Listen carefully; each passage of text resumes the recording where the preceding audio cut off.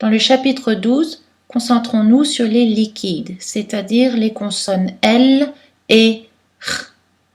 Le est une consonne liquide alvéolaire et voisée. En d'autres termes, la pointe de la langue s'élève contre les alvéoles, c'est-à-dire juste derrière les dents, et l'air passe seulement par la cavité buccale et les cordes vocales vibrent en général, mais il y a des exceptions. Donc quand vous voyez la lettre L, en général, elle se prononce le. La, plat, religion, table, sel. Attention, elle se prononce y dans les combinaisons souvent avec un i, comme par exemple le mot œil, ail, deuil, fenouil, soleil. La lettre L n'est pas prononcée devant un S, fils, pou, et après la combinaison de voyelles AU, et en fin de mot, Renaud, Thibault. Deux L sont prononcées L, habituellement, culturel, L, pâle, mais ILL sont prononcées en général aïe, sauf dans les trois exceptions, mille, ville, tranquille, et tous leurs dérivés, comme village, million, tranquillement. Aussi dans le mot Achille ou le nom de ville Lille, c'est prononcé L. Dans tous les autres cas, ILL se prononce ye, comme fille, briller, ail, feuille, bouillir, vieille.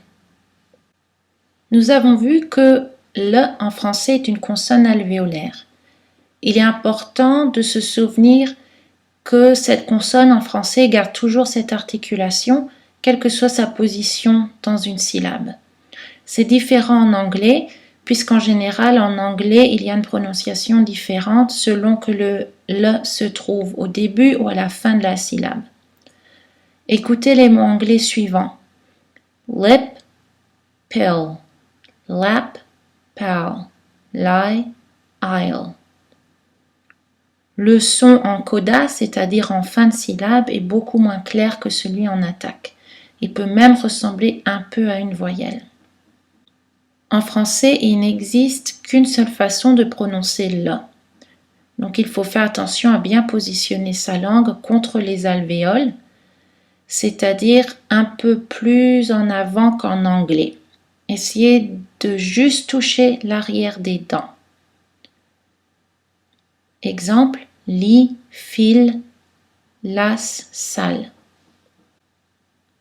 En position finale, la lettre L se prononce en général Sénégal, habituel, belle, avril. Mais dans certains mots, il ne se prononce pas. Gentil, outil, fusil, cul-de-sac.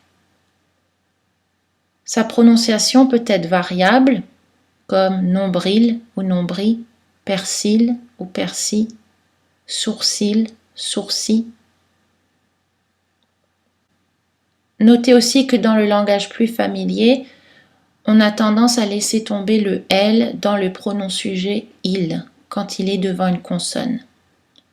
Donc vous entendrez il mange, il boit, il préfère, mais toujours il a ou il est, car ici il y a une voyelle. Regardons maintenant le son R.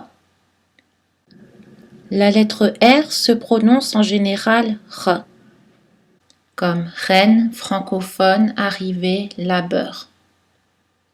Deux R, c'est pareil, beurre, terre, RH, pareil, rhume, rhum, rhinocéros. En position finale, la lettre R se prononce en général chômeur, dur, labeur, directeur, facteur. Mais attention, la lettre R est silencieuse dans la terminaison infinitive des verbes en ER, manger, danser, inviter, dans les noms et les adjectifs de plusieurs syllabes en IER, premier, papier, quartier, pommier. À l'inverse, les adjectifs monosyllabiques ont un R prononcé, comme fier ou cher. Le R ne se prononce pas dans les noms de profession en ER et IER, boulanger, pâtissier, boucher, plombier, etc. Ne se prononce pas dans les noms et les adjectifs en GER, léger, étranger, Roger. Et il ne se prononce pas dans certains mots comme gars, monsieur, messieurs.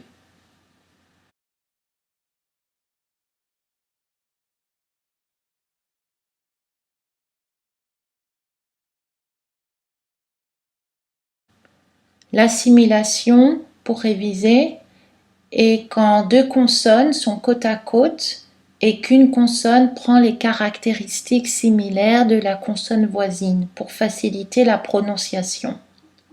Souvent en français, l'assimilation se traduit par le voisement ou le dévoisement des consonnes.